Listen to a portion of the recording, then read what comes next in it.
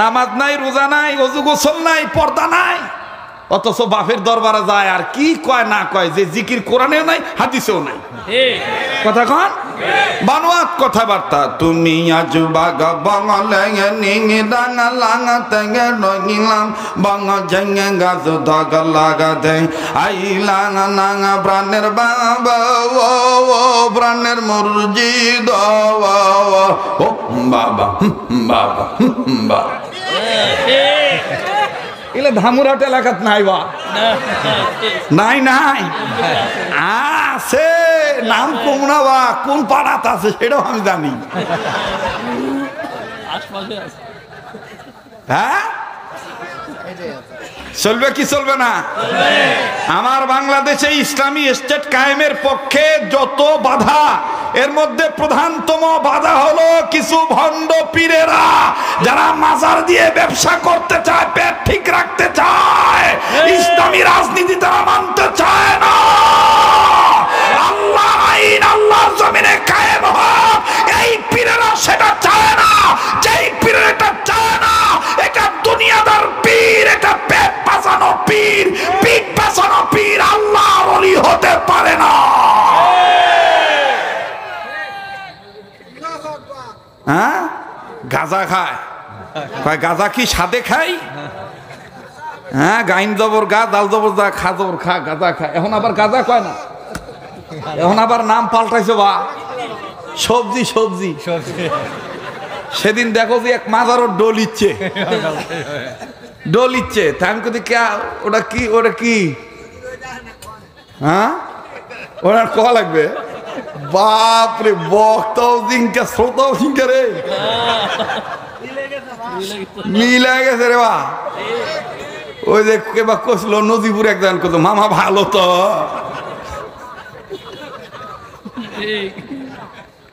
সমস্যা নাই। নওগাঁ জেলার বিশেষ বিশেষ থানায় হলো আমার খালাবাড়ি, বুঝছেন? ধামরাট আছে, সমস্যা নেই, আগার দ্বিগুণ খবর নিয়ে, সমস্যা নেই। থামেন তো, ওরা ফোন করে জানায় নিয়ে আমাকে নিয়ে এসে দাওয়াত দেখিলে আজকে সাজ্জাদরা নিয়ে আইছে ওয়াজ করবার, ওয়াজ করি নাকি কম, কিন্তু আপন মনে করে কথা বলতেছি, রাগ করতেছেন নাকি আবার? আর যদি 20-30 মিনিট চলে ভাইয়া, চলবে না ইনশাআল্লাহ? আল্লাহ কবুল করেন, জোরে কোন আমিন, আর একবার কোন আমিন। মুসলমান ভাইরা আমার, বন্ধুগণ, হযরতে জিবরাইল নবীদের সাথে কথা শুরু করে দিয়েছেন, কিন্তু জিবরাইল আমিন ডাক দিয়ে বলতেছেন, নবী গো আমার মন বলে দরজার বাইরে কেউ দাঁড়িয়ে আছে। আল্লাহর নবী মুহাম্মদ সাল্লাল্লাহু আলাইহি সাল্লামকে যখন জিবরাইল আমিন ডাক দিয়ে বললেন দরজার বাইরে কেউ দাঁড়িয়ে আছে, ফাতেমাতুজ জোহরা জিজ্ঞেস করলেন, মুসলমান ভাইরা আমার বন্ধুরে, ফাতেমাতুজ জোহরা দাঁড়িয়ে আছেন। আল্লাহর হাবিবকে যখন জিবরাইল আমিন জিজ্ঞেস করলেন, আল্লাহ নবী ডাক দিয়ে বলতেছেন, ভাই জিবরাইল বাইরে আর অন্য কেউ নাই, বাইরে আমার মেয়ে জান্নাতি নারীদের সর্দারিনী হযরতে ফাতেমাতুজ জোহরা। যখনই আল্লাহর হাবিব ফাতেমাতুজ জোহরা নাম নিয়েছে, ফাতেমাতুজ জোহরা বাইরে থেকে এবার ডাক দিয়ে বললেন, আসসালাতু ওয়াসসালামু আলাইকা ইয়া রাসূলুল্লাহ, আসসালাতু ওয়াসসালামু আলাইকা ইয়া হাবিবাল্লাহ। আব্বাজান আমি কি আসতে পারবো নাকি? আমি আসতে পারবো কি না? ঘরের ভিতরে ঢোকার অনুমতি আছে কি নাই? ও আব্বা আমি এখন আসবো না, পরে আসবো। আমার নবীকে হযরতে ফাতেমা ডাক দিয়ে বলতেছেন, আব্বা আমি আসতে পারবো কি? আপনি একা আছেন না অন্য কেউ আছে? আমি কি আসবো নাকি? আব্বা অনুমতি চাইছিলাম, অনুমতি দিলে ঢুকবো, আর সমস্যা থাকলে যখন আসতে বলবেন তখন আমি আসবো। আল্লাহ নবী ডাক দিয়ে বললেন, ফাতেমা আসো, ভিতরে প্রবেশ করো, অন্য কেউ নাই, তোমার ছোট চাচা জিবরাইল আমিন আছে। কি কইছে? কথা কয় না, ছোট চাচা জিবরাইল আমিন। এবার ফাতেমা ভিতরে ঢুকছে, ভিতরে ঢুকে দেখে জিবরাইলের মুখটা আন্দার। হযরতে ফাতেমা ডাক দিয়ে কয়, আব্বা ভালো আছেন? আল্লাহ রাসূল বলতেছেন আলহামদুলিল্লাহ। জিবরাইলের কাছে যায় কইতেছে, কাকা আপনি ভালো আছেন?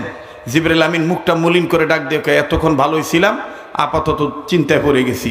কয় কেন?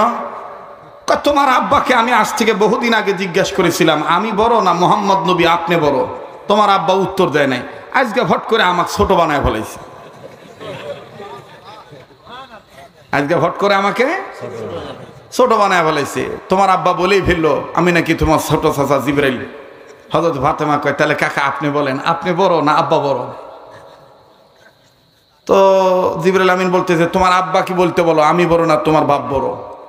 কারণ জিবরাইলের ভিতরে চিন্তা হলো, আমি আদম দেখছি, আমি নূহ দেখছি, ঈসা দেখছি, মুসা দেখছি, সবাক দেখছি, আর মোহাম্মদ নবী তো শুক্রে শুক্রে 8 দিন, তো মোহাম্মদ নবী আমার বড় হয় কেমনে? কথা বলেন না? তো জিবরাইল আমি ডাক দেখা, তোমার বাপে কি জিজ্ঞাসা করো আমি বড় না তোমার বাপ বড়? আমার নবীজি ডাক দিয়ে বললেন, ভাই জিবরাইল, ফাতেমার জিজ্ঞাসা করতে হবে না, আমি মোহাম্মদ নবী তোমায় জিজ্ঞাসা জানতে চাই, তুমি বলো জিবরাইল তুমি বড় না আমি বড়? জিবরাইল আমিন বলে, ইয়া রাসূলুল্লাহ আপনি বলেন আপনি বড় না আমি বড়? নবী মুহাম্মদ সাল্লাল্লাহু আলাইহি সাল্লাম ডাক দিয়ে বলতেছেন, ভাই জিবরাইল আপনি বলেন আপনি বড় না আমি বড়? জিবরাইল আমিন কয়, মুহাম্মদ নবী গো আমার কাছে যত শুনতেই চাইছেন তাইলে আপনি শুনে নেন শুনে নেন শুনে নেন গো, আপনি মুহাম্মদ নবী, আপনার জন্ম হওয়ার আগ থেকেই শোনেন গো নবীজি, আমি জিবরাইল আসমান আল্লাহকে বানাইতে দেখছি, আমি জিবরাইল জমিন আল্লাহকে বানাইতে দেখছি, আমি জিবরাইল পানি আল্লাহকে বানাইতে দেখছি। তবে শোনেন আপনি আমার কাছে জানতে চাইছেন আমি বড় না আপনি বড়? শুধুমাত্র আমি আপনাকে বলতে চাই আমি জিবরাইল কত বড়? বলে বলেন তো দেখি, একটা ধারণা দেন তো দেখি। জিবরাইল আমিন ডাক দিয়ে বললেন, ইয়া রাসূলুল্লাহ তাইলে আপনি শুনে নেন শুনে নেন, আমি জিবরাইলকে আল্লাহ বানানোর পর, আসমান বানানোর পর, ওই আসমান যখন আল্লাহ চন্দ্র সূর্য তারা দিয়া সাজাইলেন, ওই আসমানের ভিতরে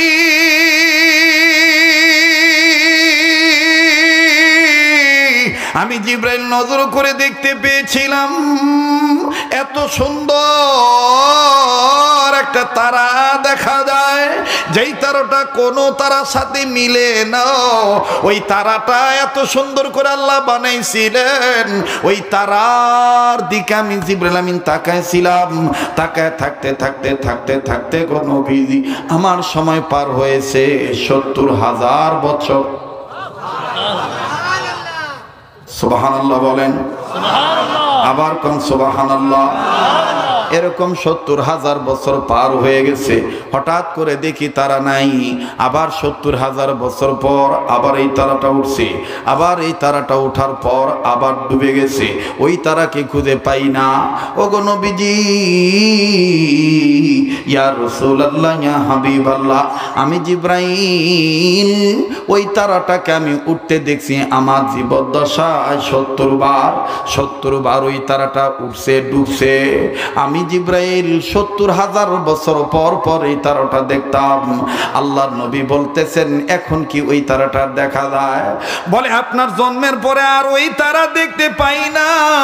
নবীজি বলতেছেন, ভাই জিবরাইল ওই তারাটাকে তুমি কি জানো কি জানো না? জিবরাইল আমিন বলে, ওই তারাটা সম্বন্ধে আমার জানা নাই, তবে শুধু আমার বয়সের ধারণা দিচ্ছি, আপনি বড় না আমি বড়?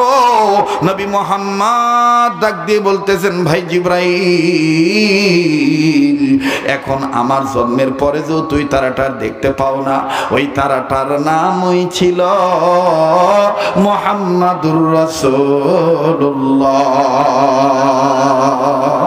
ওরে দেখলে নবী পাগল হবি, দেখলে নবী, ওরে দেখলে নবী পাগল হবি, দেখলে নবী পাগল হবি, পারবি না উম্মত বিদাত মানতে পারবি না, তোরা মারা আপন যিনি ঘুমায়াছেন মদিনা, তোরা মারা আপন যিনি আছেন মদিনা। নারায়ে তাকবীর, নারায়ে তাকবীর। বাবা এই কাবা ধরা হাতের সাথে মদিনার প্রেমিকের সাথে আল্লাহওয়ালার হাতের সাথে যে হাত লাগানো, এই হাতের সাথে হাত উঠে একসাথে দোয়া করে যাবেন তো ইনশাআল্লাহ। তবে অত বেশি লম্বা আর করব না, থামেন, আমার কথা বলতে দেন। এবার বলেন আমার বন্ধুগণ, নবীকে মহব্বত করা, নবীর চেহারার দিকে তাকানো, এটাও ইবাদত কিনা? নবীর রাজনীতি করা, এটাও ইবাদত কিনা? নবীজিকে বিশ্ব নেতা হিসেবে মেনে নেওয়া, এটাও ইবাদত কিনা? আর আল্লাহ পাকের নির্দেশ কয়টা? দুইটা। ভুলে গেছেন মনে হয়, কয়টা? দুইটা। আবার বলেন কয়টা? নাম্বার 1, সকল কাজে সব সময় কার ইবাদত করা? বলেন কার ইবাদত করা? কেন কেন আমাদেরকে বানাইছেন কে? যিনি বানাইছেন তিনার ওই আইন মানতে হবে। আলা লাহুল খালক ওয়াল আমর, আল্লাহু আকবার। সৃষ্টি যার আইন চলবে তার এ কথা কার? আমি সৃষ্টি আল্লাহর, আমার মধ্যে আমি ইন্ডিয়ার আইন মানতে পারি না। আমি সৃষ্টি আল্লাহর, আমি মানুষের তৈরি করা আইন মানতে পারি না। নিজে পারবো না এবং অপররা যেন এই মানুষের মতবাদ তৈরি করা মতবাদ মেনে যেন কলুষিত না হয়, যেন কলুষিত না হয়। এই জন্য আমার আপ্রাণ চেষ্টা করতে হবে আন আকিমুদ্দিন, দিন প্রতিষ্ঠার কাজে আমাকে লিপ্ত থাকতে হবে। কথা বলেন ঠিক কিনা? আর এই দিন প্রতিষ্ঠার কাজে লিপ্ত থাকতে গেলেই হয়তোবা আমাকে বলবে রাজাকার, আমাকে বলবে শেকেলা, আমাকে বলবে জঙ্গি, আমাকে বলবে মৌলবাদ। যাই বলুক না কেন, মুসলমানের বাচ্চা হিসাবে জীবন দিতে রাজি থাকবো। দুনিয়ার কোন নেতার লাল চোখ দেখে পথ থেকে পিছপা হতে রাজি নয়। গোলামি করি কার? সাহায্য চাই কার? দুইটা নির্দেশ, দুইটা কাজের নির্দেশ। নাম্বার 1, সকল ক্ষেত্রে গোলামি করব কার? আর দিন প্রতিষ্ঠা, মুখলিসিন আলাহুদ্দিন। আমার বন্ধুগণ, সমাজে দিন প্রতিষ্ঠা করার চেষ্টা করব, এটা নির্দেশ কার? বলেন নির্দেশ কার? মুসলমান ভাইরা আমার বন্ধুগণ, আমার ফাতেমা তুমি শুনে নিও, তোমার বাবা মোহাম্মদ কিন্তু দুনিয়ার অন্য মানুষের মতন সাধারণ মানুষ না। বাবা তোমার বাবা এমন একজন বাবা, এমন একজন মানুষ, তোমার বাবার ঘরে ঢোকার আগে তুমি যদি কোনো এই ধরনের নমুনা দেখো, এই ধরনের সিমটম দেখো, চিহ্ন দেখো, এই ধরনের আলামত দেখো, তাইলে তোমার বাবার অনুমতি ছাড়া ঘরে ঢুকিও না। ফাতেমা ডাক দিয়ে বলার পর হাসান হোসেন কয়, মা গো নানি কি বলছে বলেন না। কষ্ট হচ্ছে আপনাদের? হ্যাঁ, কিছু লোক থাকবে আমার রূপের লোক, অর্থাৎ আমার মতন হুজুর, ওরা আসবে মিশানা বসবে, বসে দেয় করে বক্তা হলো কথা কানা। বাইরের মানুষ থাক আর না থাক, যে গ্রামের সোলবুল হামাক লিয়ে আসছে ওরা সাকসেস হলেই হলো। ঠিক কিনা বলেন? যে গ্রামের বিয়ে, ওই গ্রামের বিয়ে কমপ্লিট হলেই হলো। চাহে তোমরা থাকো নাহলে না থাকো, কিন্তু মুনাফিকিগিরি করিও না। এগুলা দলাদলি বাদ দাও, এই লবণ চাকাচাকি বাদ দাও। কিছু বেহুদ্দা মিয়া আছে, মিয়া সোলবুল আছে, দেখবেন গোস্ত আনবা গেলে লবণ চাকতে চাকতে ঝোল খাতে খেতে ঝোলই শুকা ফেলে দেয়। কথা কয় না? হ্যাঁ, তো লবণ চাকতে চাকতে জাতি ভাইদের সাথে আর শত্রুতা করিও না। কে চরমনের পীরের মুরিদ, তার জন্য চেয়ারটা আগায় দাও। কে হাফাজত ইসলাম করে, তাকে চেয়ারটা আগায় দাও। কে আমিন জোরে কয়, তাকে চেয়ারটা আগায় দাও। কে ইয়া নবী সালাম আলাইকা দাঁড়ায় বলে, তাকে চেয়ারটা আগায় দাও। কার টুপি কেমন এগুলো আর দেখিও না, দেখো তার সে আল্লাহকে মানে কিনা, নবীকে মানে কিনা। এই দলাদলি বাদ দাও। দলাদলি যদি বাদ না দাও, তাইলে পাশের রাষ্ট্রের নরেন্দ্র মোদী আবার সুযোগ খুঁজে আমাদেরকে ডিভাইডেড করে হামলা করার ষড়যন্ত্র চালাবে।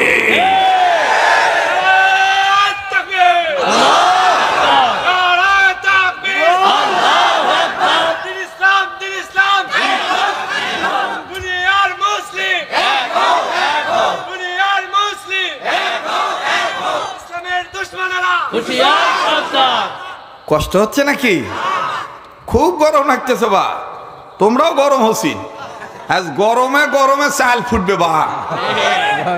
না না না ভাইয়া, ওই ফ্যানটা দিলে আমার কষ্ট হচ্ছে কেন জানেন? আমি একটা কথা বলি, অনেক দাওয়াত তো আমি রাখছি, আমার মাহফিলে কখনো এই মনিটর টনিটর আনবেন না, কারণ আমরা হাইব্রিড বক্তা লয়, মায়ের দুধ খাওয়া বক্তা, ফিটার খায় মানুষ হইনি। এ গলা আলাদা গলা, কথা কয় না। এ গলা কি হাইব্রিড গলা নাকি? আজ কত বছর ধরে চিল্লাচ্ছি বা নগর ভাষায় কয় গগাচ্ছি, এখনো কিছু হয়নি। আর কতদিন চলবে এটা আল্লাহ পাক ভালো জানে, কথা কয় না। এই জন্য ডিজিটাল সাউন্ড টাউন আমার লাগে না বা, আল্লাহ প্রদত্ত যে সাউন্ড আছে ওটাই আলহামদুলিল্লাহ, কথা কন ঠিক কিনা? এই জন্য এটা ওই শ্বাস টানতেছে তো আমার একটু খুব কষ্ট হচ্ছে। এর মধ্যে যদি আবার বাতাস দেয় তাহলে উপর দিয়ে ঘামটা শুকাবে, ভিতর দিয়ে আবার মনে করেন যে শুকে যাবে, তখন গলাটা ডেবে যাবে। এই জন্য আমি মোটামুটি চোঙ্গা ফুট দিচ্ছি, ঘামে যায়, যা হয় হোক, আপনার ঠিক থাকলেই হলো। ঠিক আছে তো বা, আল্লাহ কবুল করুক, জোরে কোন আমিন।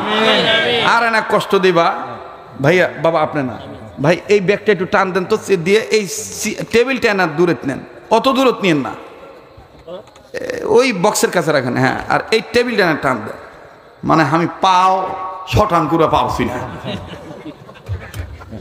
ওই জন্য ঝামেলা হচ্ছে, বুঝতে পারছি। এখন না ভালো হলো লেদিন, কথা ঠিক কিনা? ভালো হলো না?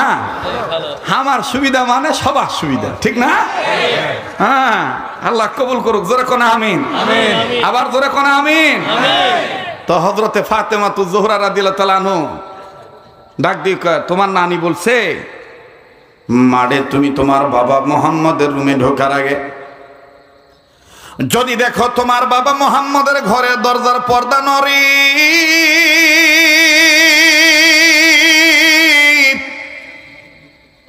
আরো আবার যদি দেখো ঘরের ভিতর থেকে অনেক সুঘ্রাণ বের হয়, যদি দেখো তোমার বাবার ঘর থেকে ঝনঝন আওয়াজ হয়, যদি দেখো তোমার বাবার ঘরের দরজার পর্দা নড়ে, তাইলে মা তুমি বুঝে নিও তোমার বাবা একা নাই, তোমার বাবার কাছে আল্লাহর পক্ষ থেকে তোমার চাচা জিবরাইল আমিনও আছে। নারে তাকবীর।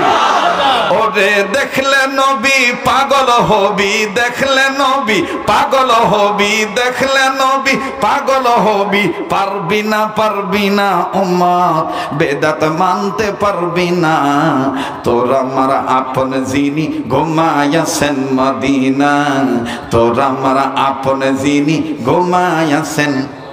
না আপনারা বলতেই চান না, বলেন না, নবীর প্রেমে বলেন না, তোর আমার আপন যিনি ঘুমায়াছেন মদিনা, তোর আমার আপন যিনি।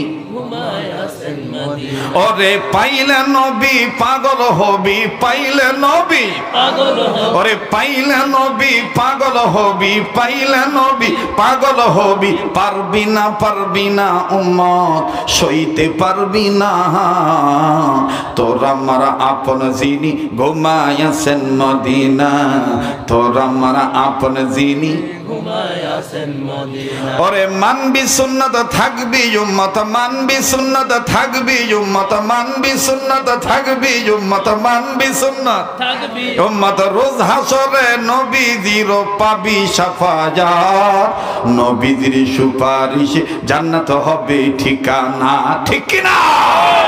নবীজির সুপারিশে জান্নাত হবে ঠিকানা, দেখলে নবী পাগল হবি, পাইলে নবী পাগল হবি, পাইলে নবী পাগল হবি, পারবি না পারবি না উম্মত বেদাত মানতে পারবি না, তোর আমার আপন যিনি ঘুমায়াছেন মদিনা, ঠিক কি না? চলবে ভাই, চলবে। হ্যাঁ, নবী দেখার চেষ্টা করো, ভণ্ড পীর দেখার চেষ্টা করিও না। নামাজ নাই, রোজা নাই, ওযু গোসল নাই, পর্দা নাই, অথচ বাপের দরবারে যায় আর কি কয় না কয়, যে জিকির কোরআনেও নাই হাদিসেও নাই। কথা কন বানোয়াত কথাবার্তা। তুমি আজ বাগা বাঙালে নিঙে ডাঙা লাঙা তেঙে রঙিলাম বাঙা জেঙে গাছ দাগা লাগা দে আই লাঙা নাঙা প্রাণের বাবা ও প্রাণের মুরজিদ ও বাবা বাবা বাবা। এলে ধামুরাট এলাকাত নাই বা নাই নাই আছে, নাম কুমড়া বা কোন পাড়াত আছে সেটাও আমি জানি। হ্যাঁ চলবে কি চলবে না? আমার বাংলাদেশে ইসলামী স্টেট কায়েমের পক্ষে যত বাধা, এর মধ্যে প্রধানতম বাধা হলো কিছু ভণ্ড পীরেরা যারা মাজার দিয়ে ব্যবসা করতে চায়, পেট ঠিক রাখতে চায়, ইসলামী রাজনীতি তারা মানতে চায় না। আল্লাহ আইন আল্লাহর জমিনে কায়েম হোক, এই পীরেরা সেটা চায় না। যেই পীরেরা এটা চায় না, এটা দুনিয়াদার পীর, এটা পেট বাঁচানো পীর, পিঠ বাঁচানো পীর আল্লাহর ওলি হতে পারে না। হ্যাঁ গাঁজা খায়, গাঁজা কি সাদে খাই? হ্যাঁ গাইন জবর গা, দাল জবর দা, খা জবর খা, গাঁজা খায়। এখন আবার গাঁজা কয় না, এখন আবার নাম পাল্টাইছে বা সবজি সবজি। সেদিন দেখো যে এক মাজারও ডোল ইচ্ছে, ডোল ইচ্ছে, তাই আমি কদি ওটা কি, ওটা কি? হ্যাঁ ওনার ক লাগবে? বাপরে বক্তাও জিঙ্কা শ্রোতাও জিঙ্কা রে, মিলে গেছে রে বা। ওই যে কেবা কষলো নদীপুর একজন কত মামা ভালো তো,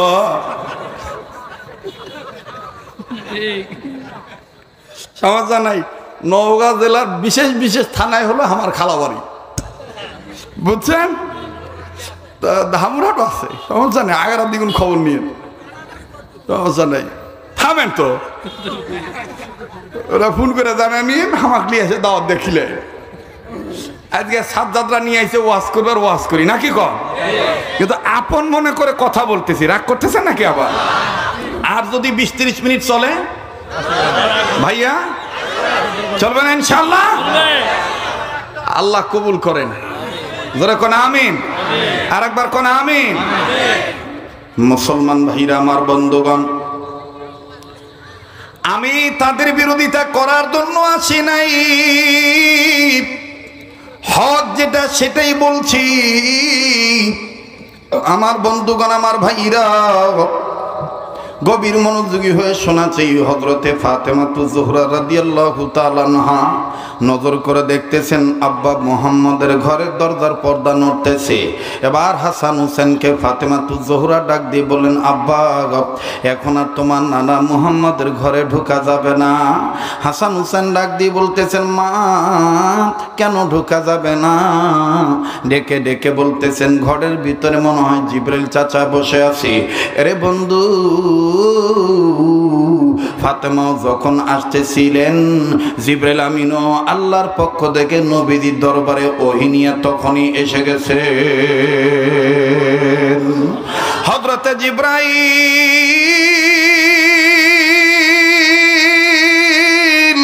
নবীদের সাথে কথা শুরু করে দিয়েছেন, কিন্তু জিবরাইল আমিন ডাক দিয়ে বলতেছেন, নবী গো, আমার মন বলে দরজার বাইরে কেউ দাঁড়িয়ে আছে।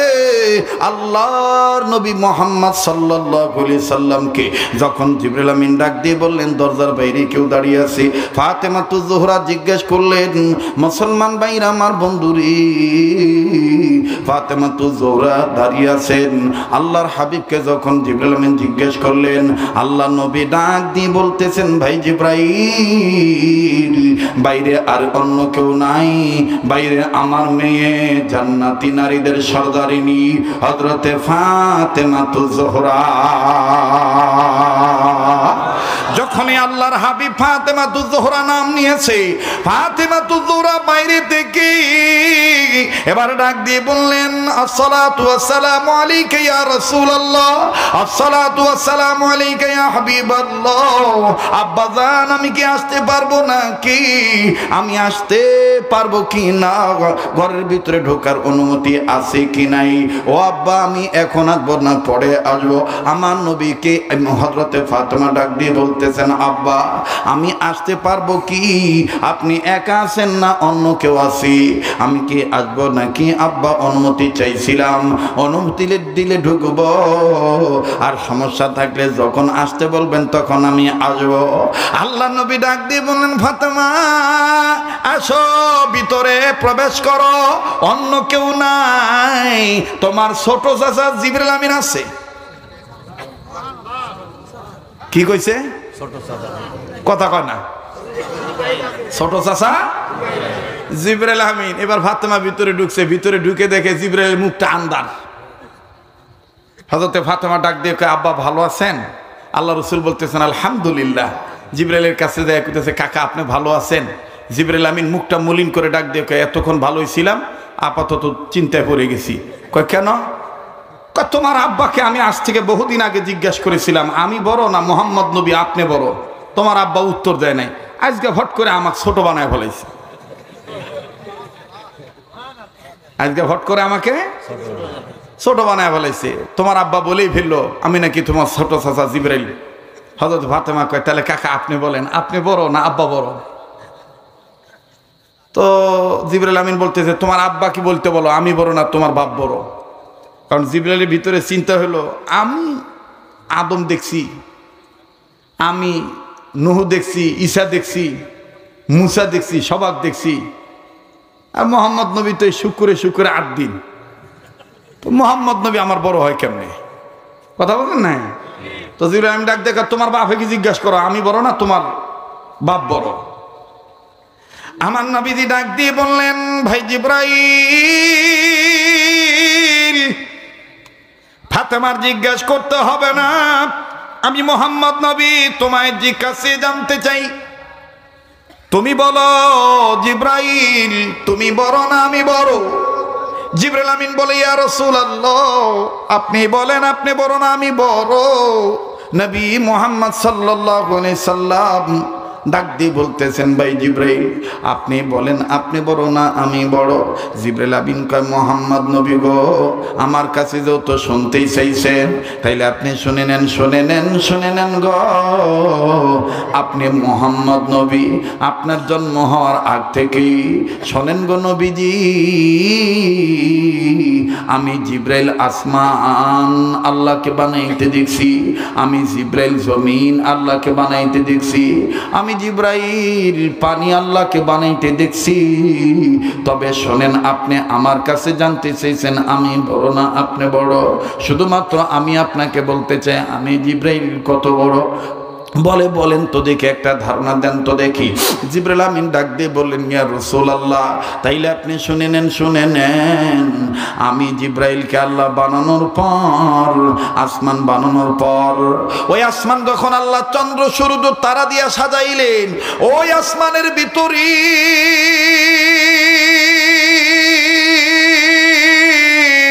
আমি জিবরাইল নজর করে দেখতে পেয়েছিলাম, এত সুন্দর একটা তারা দেখা যায়, যেই তারাটা কোনো তারার সাথে মিলে না। ওই তারাটা এত সুন্দর করে আল্লাহ বানাইছিলেন, ওই তারার দিকে আমি জিবরাইল আমিন তাকাইছিলাম। তাকায় থাকতে থাকতে থাকতে থাকতে গো নবীজি, আমার সময় পার হয়েছে ৭০,০০০ বছর। সুবহানাল্লাহ বলেন, আবার কোন সুবহানাল্লাহ। এরকম ৭০,০০০ বছর পার হয়ে গেছে। হঠাৎ করে দেখি তারা নাই। আবার ৭০,০০০ বছর পর আবার এই তারাটা উঠছে। আবার এই তারাটা ওঠার পর আবার ডুবে গেছে। ওই তারাকে খুঁজে পাই না। ওগো নবীজি, ইয়া রাসূলুল্লাহ, ইয়া হাবিবাল্লাহ, আমি জিবরাইল ওই তারাটাকে আমি উঠতে দেখছি আমার জীবদ্দশায় ৭০ বার ওই তারাটা উঠছে, ডুবছে। আমি জিব্রাইল 70,000 বছর পর পর এই তারাটা দেখতাম। আল্লাহর নবী বলতেছেন এখন কি ওই তারাটা দেখা যায়? বলে আপনার জন্মের পরে আর ওই তারা দেখতে পাই না। নবীজি বলতেছেন ভাই জিব্রাইল ওই তারাটাকে তুমি কি জানো কি জানো না? জিব্রাইল আমিন বলে ওই তারাটা সম্বন্ধে আমার জানা নাই, তবে শুধু আমার বয়সের ধারণা দিচ্ছি, আপনি বড় না আমি বড়।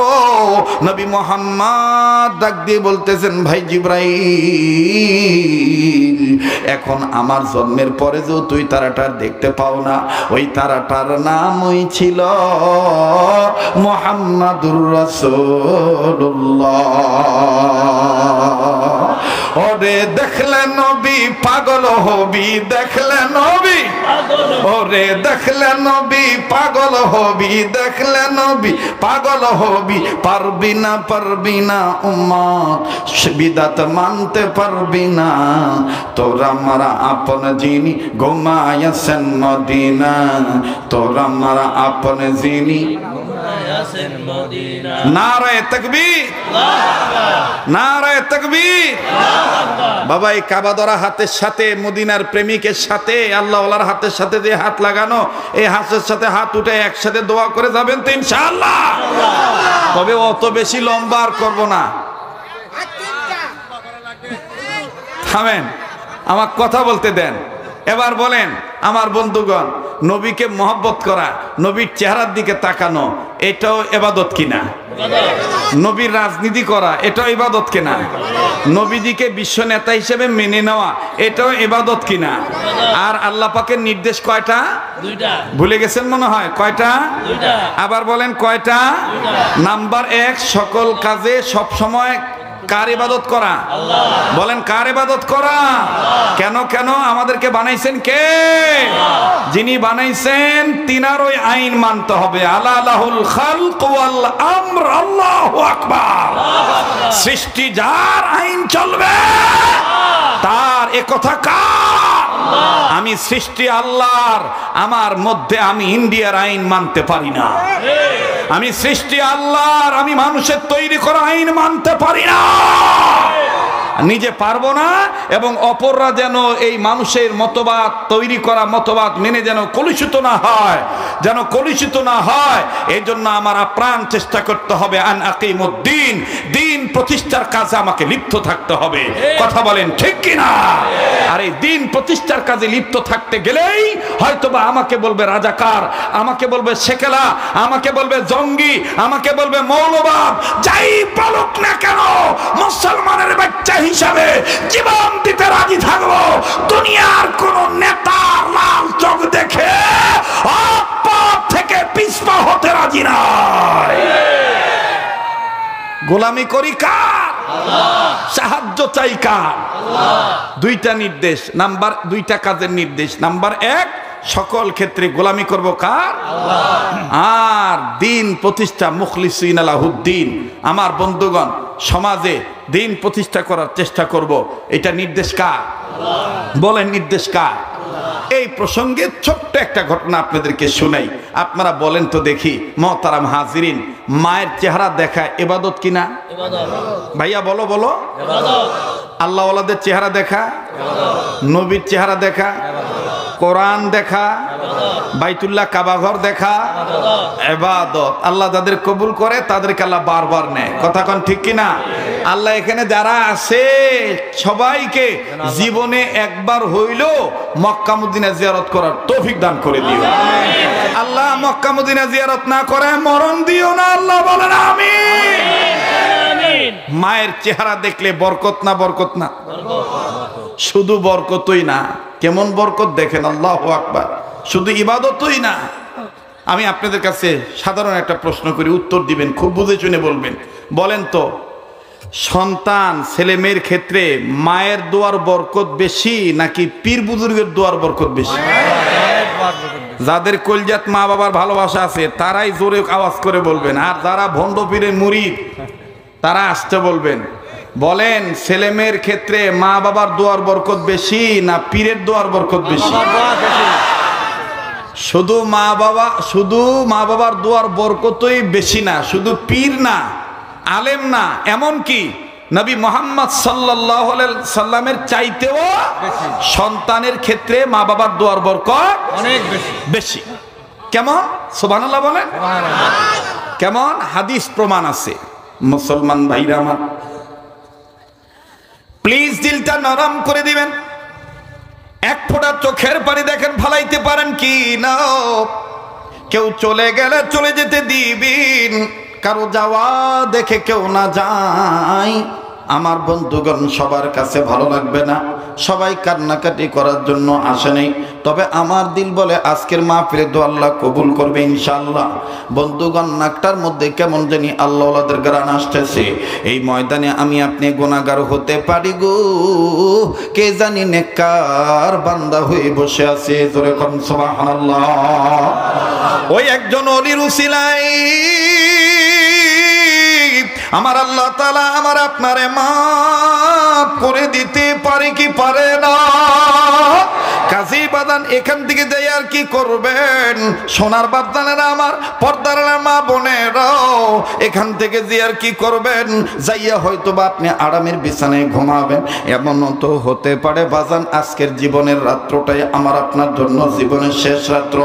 আগামীকালকে আমি আপনি দুনিয়ায় নাও থাকতে পারি। কথা কন ঠিক কিনা?